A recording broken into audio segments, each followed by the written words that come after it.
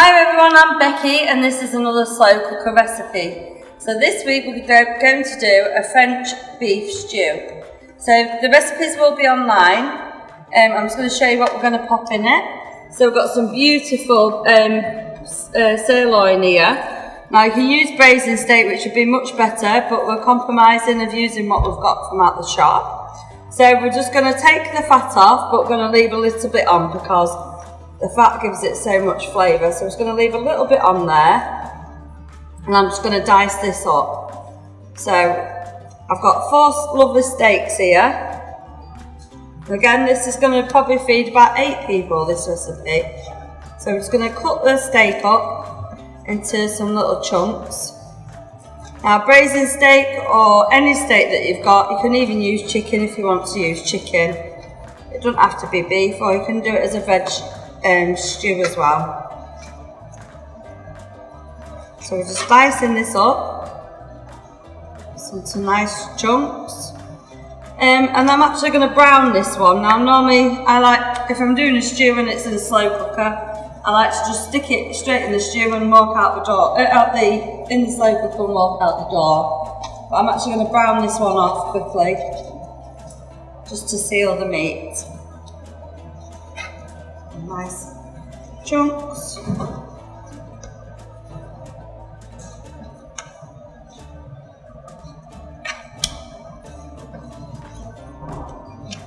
Just like this.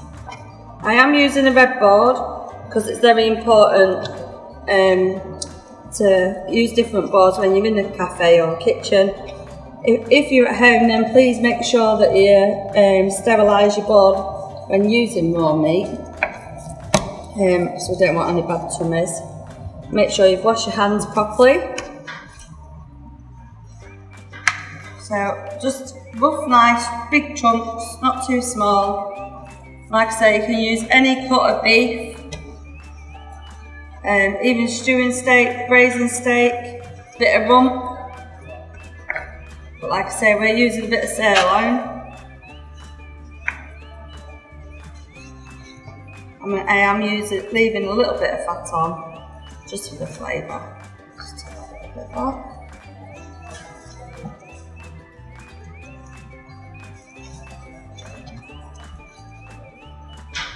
So I've got my little electric frying pan here. So I'm just going to turn that on with my fingers that are not dirty. And I've got a little bit of olive oil here. So I'm going to put just over a tablespoon in there. I'm going to pop that in there straight away. I'm actually going to season this meat while it's in there. So a bit of salt, a bit of pepper. So we'll turn that up and get that going. So we're just sealing the meat, so it doesn't have to be cooked all the way through.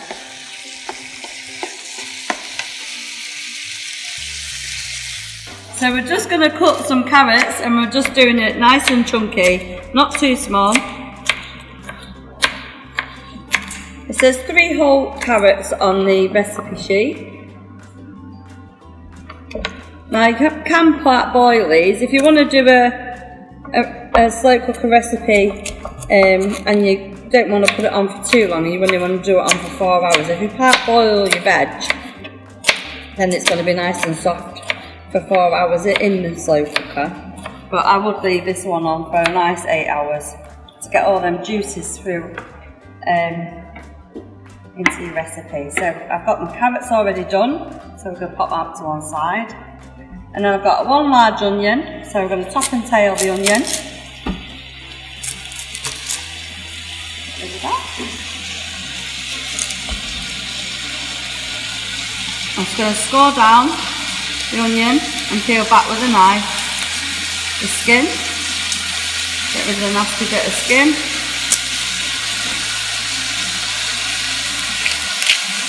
There we go. And then again, we're just going to slice the onion into some slices instead of chunks or diced. I'm going to add that to the steak, get the flavour.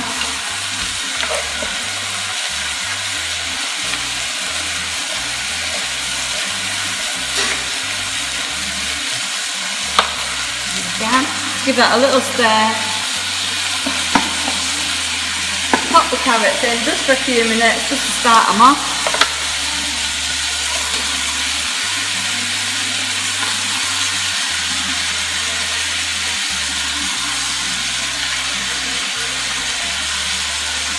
In this recipe, you're using bay leaves, and it does say use some thyme, but I ain't got any thyme, so I know lamb normally goes with rosemary, but I'm going to use some rosemary today just to give it an extra flavour. We've got bay leaves, so you can get fresh ones or dried ones, and it needs 2 of them in the recipe. We've got 75 grams of plain flour, and what we're going to do is get a little bit of water. I'm going to tip the plain flour into the water,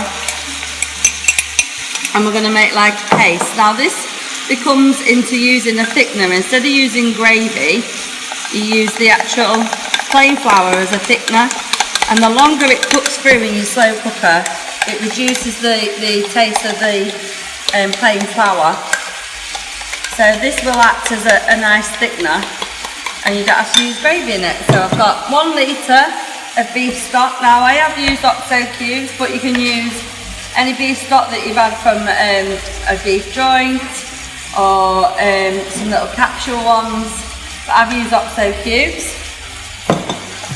And then we've got some butter mushrooms. I'm going to pop some of those in as well.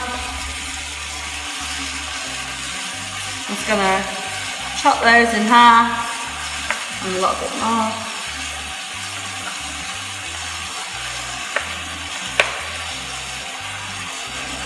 Smells beautiful. Smells really nice. I'm going to give it a nice little stir then. So you don't really need a lot of different herbs and things for this recipe, because all the flavours come from the meat. If you haven't got time to do this second, if you want to put it all in the thing, will that be alright, yeah? Yeah, that'd be perfectly fine. I'm only doing it just to add that little extra flavour in there. Because if you seal the meat, then the juices come out into your pan. But again, like I spoke about it before, if you put it all in your slow cooker anyway, you get your flavours coming through, but it just releases it a little bit slower. Some people like to add plain flour in the meat and mix it up and leave it in the meat for a little bit, because that ends up thickening up it as well, like the gravy. So I'm just going to get rid of that to one side. Just going to give it a quick stir, and it's quite full now. Just give it a quick stir and make sure we get that meat sealed off.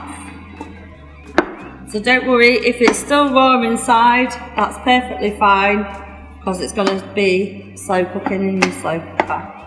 So we're just getting it sealed really. Right, so I'm going to talk about this bacon. Now this is a crispy sandwich bacon. Now it says use lardons, but this is going to have quite a lot of flavour in it, and it will soften up once it's in the water in the stock. It'll start to soften up in the slow cooker. So we're going to put some of that in. It's 300 grams of bacon, so quite a lot of bacon in there. Get the slow cooker. I've put another bag in there again, due to just making it easier to clean. So then we're going to tip this into there now.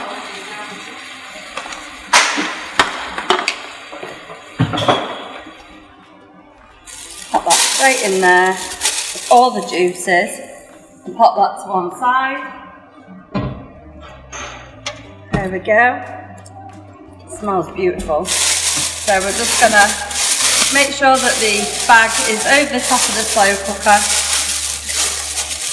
Take a yellow bone. Now this is the cut meats. I'm just going to slice that open. So we're just going to do some nice big chunks. I'm going to use it like this. Just watch your fingers. I'll do it a bit smaller so you can see. There we go. Some nice chunks. And again, I'm using the yellow board because it's for cooked meats. Now, if you've only got one board, please make sure that you sterilise it very well in between doing raw vegetables, raw meats and cooked meats as well. As it carries bacteria, and then sometimes you'll end up with a bad tummy, and we don't want that. So just do some nice chunky bits of bacon. Lardons, if you want to fry them off first, you can fry off the bacon lardons. If not, you can put them in again, and the flavour will come straight through on there. So nice chunky bits. And then we're just going to add that straight to the slow cooker. So it's not just like that. And then we're going to take the 1 litre of beef stock, and that's going to go straight into the slow cooker. Let's give it a little mix about.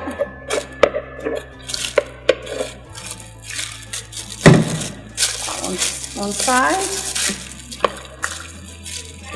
As you see, all the juice is all coming out together now. Looks beautiful. Give it a nice mix, and then we're going to put some rosemary in there, and then we're going to take 2 bay leaves, just one there and one there, and just leave them on the top because the flavour will go through the meat. And then right at the end, if you want to add this in, and this will thicken up your beef stew, but don't put it in until right near the end. So you've got 75 grams of plain flour, about 50 ml of cold water, mix it up into a paste, and like I say, that just thickens it up so you haven't got to use gravy.